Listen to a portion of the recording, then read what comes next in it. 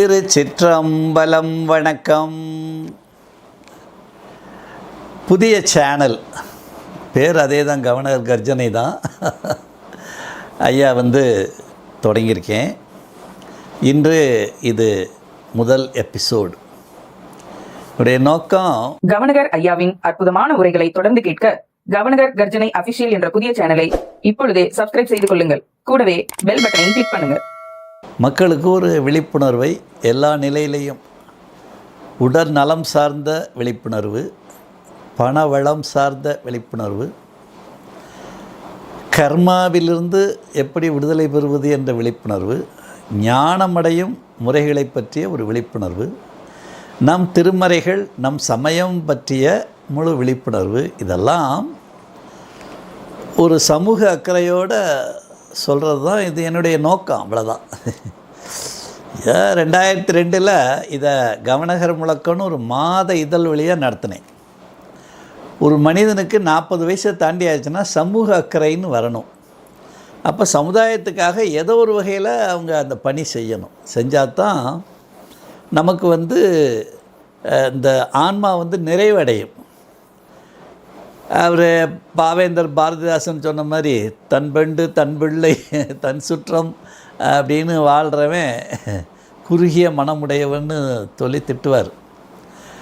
அது மாதிரி வாடாமல் பிறர் நலத்துக்காக ஏதாவது செய்ய வேண்டும் என்று நினைக்கும்போது தான் இந்த சமுதாய அக்கறை இதெல்லாம் வரும். அது சார்ந்த பொது தொண்டில் நமக்கு நாட்டம் வரும்.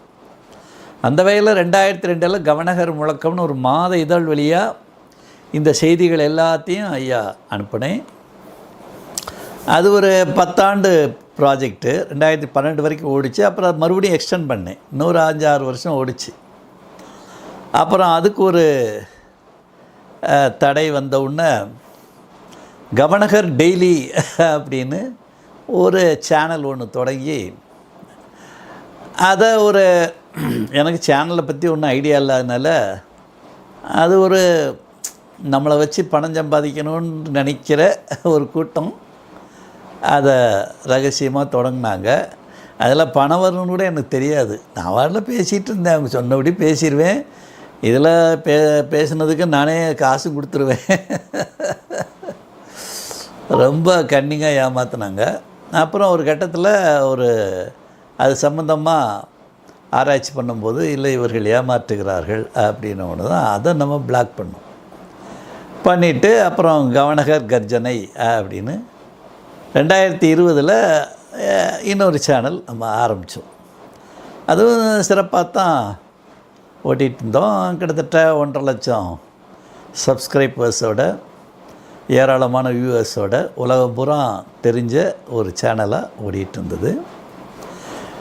அதுவும் முழுமையான திருப்தியை தராத வகையில் சில இடர்பாடுகள் அந்த சேனல் நடத்துறதுல எங்களுக்கு இருக்குது. அதனால் எதுக்கு இந்த போராட்டம்? நம்மளே யாரையும் நம்பாமல் சொந்தமாக ஒரு சேனலை தொடங்கிக்குவோம், அதே பேரில் தொடங்கிக்குவோம் அப்படின்னு தான் கவர்னர் கர்ஜனைன்னு இன்னொரு சேனலை ஐயா தொடங்கியிருக்கேன். இனிமேல் எல்லா புதிய எபிசோட்ஸ் எல்லாமே இந்த கவர்னர் கர்ஜனை வழியாக தான் உங்களுக்கு கிடைக்கும்.